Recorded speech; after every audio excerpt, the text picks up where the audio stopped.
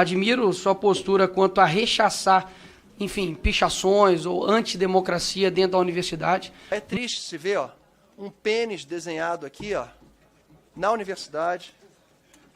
A gente vê aqui, ó, a gente tem pró-maconha e com adesivos de candidatos políticos. Eu tenho que mostrar, é triste, mas boy-seta é lindo. Tudo isso pichado nas paredes da Universidade Federal Fluminense. Não defendo uma universidade de direita, não defendo uma universidade de esquerda. Eu defendo uma universidade desinteressada. E sofri muito, sim, na minha universidade, então isso aqui é muito mais do que algo que eu ouvi falar, é algo empírico, mas quem concordar com, por exemplo, o pessoal que mande o endereço para que eu envie alguns pichadores para tua casa. Na última semana foi para a tribuna pedir anistia para os golpistas do 8 de janeiro. Deve achar lindo, aí sim, o quebra-quebra, a depredação que fizeram do Palácio dos Três Poderes da República. Para esses é anistia. E para os universitários é criminalização que eles querem. Mostra a real faceta dos bolsonaristas. Inclusive, discordo de qualquer tipo de pichação, seja em patrimônio público aqui na Praça dos Três Poderes ou em universidades, para deixar claro para quem não entendeu. Com relação ao governo Lula em específico, ele deu uma declaração recentemente, que ele disse que desde 2003 ele dá essa mesma declaração, que é o seguinte: nesse governo vai ser proibido utilizar a palavra gasto quando a gente falar em educação. Educação é investimento, investimento de mais retorno que um país pode ter. Eu fiz aqui uma ordem cronológica para poder mostrar que o discurso não condiz com a prática no seguinte sentido. Em julho de 2023, o MEC faz corte de 332 milhões em educação básica e superior.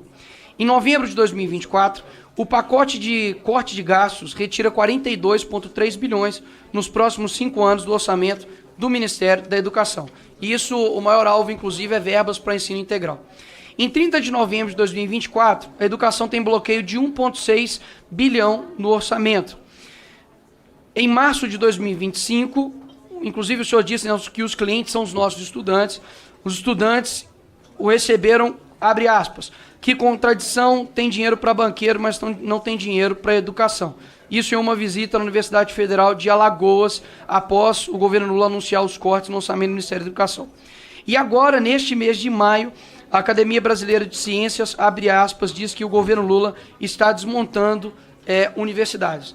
Os nossos índices, e para quem nasceu em 2003, você tem aí, deixa eu fazer as contas certas, 4 anos de governo Lula, depois mais 4 anos de governo Lula, 4 anos de governo Dilma, mais 2 anos de governo Dilma, 2 anos de governo Temer, 4 anos de governo Bolsonaro, e agora 2 anos de governo Lula, e se for reeleito, mais 4 anos de governo do PT. Ou seja, mais do que da metade do tempo de quem nasceu em 2003 é governado pelo Lula, ou pelo PT. E nós temos aqui alguns dados, ministro, de 1 em cada 8 brasileiros com ensino superior completo é analfabeto funcional. Em âmbito da matemática, nós estamos 93 pontos abaixo da média da OCDE, leitura 66 pontos abaixo da média da OCDE e ciências 82 pontos também abaixo da média da OCDE. Uma das coisas que eu gostaria de reivindicar antes de entrar nas minhas perguntas, que de fato são bem objetivas e técnicas, primeiro, pedir ao presidente da comissão que paute o projeto pelo fim da aprovação automática, na qual eu sou relator.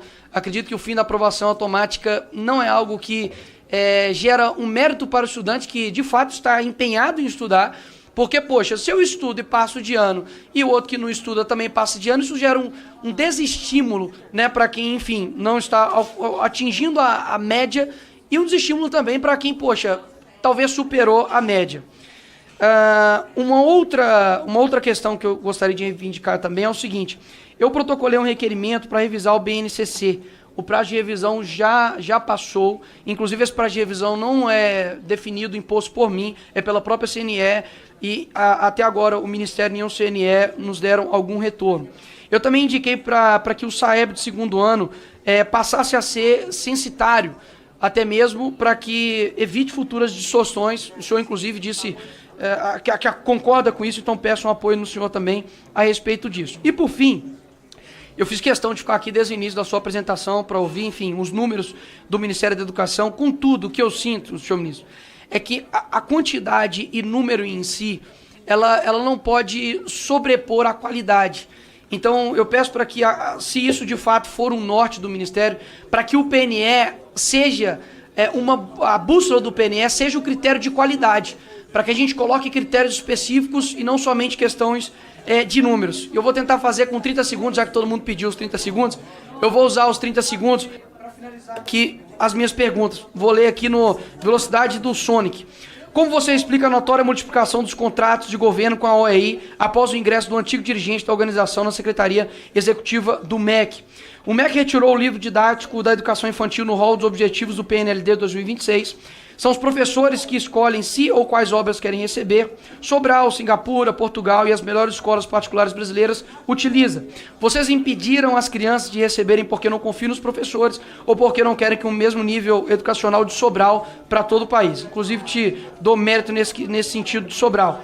E a última pergunta é que ele está aqui, inclusive, que é o presidente do INEP, Manuel Palacios. Ele fez uma avaliação a respeito das políticas educacionais, como, por exemplo, o programa de alfabetização, que gerava resultado positivo, isso foi uma avaliação dele, e, infelizmente, não teve nenhum tipo de estudo ex ante ou ex post para poder, enfim, finalizar esse tipo de movimento, de descontinuidade, né, de política educacional. A mesma coisa aconteceu também com as escolas cívico-militares. Enfim, tinha algumas outras perguntas aqui, mas já que o senhor se colocou à disposição de receber do Ministério, eu me convido para poder finalizar essas perguntas. Obrigado pela tua presença, espero que eu tenha sido claro. Obrigado, presidente.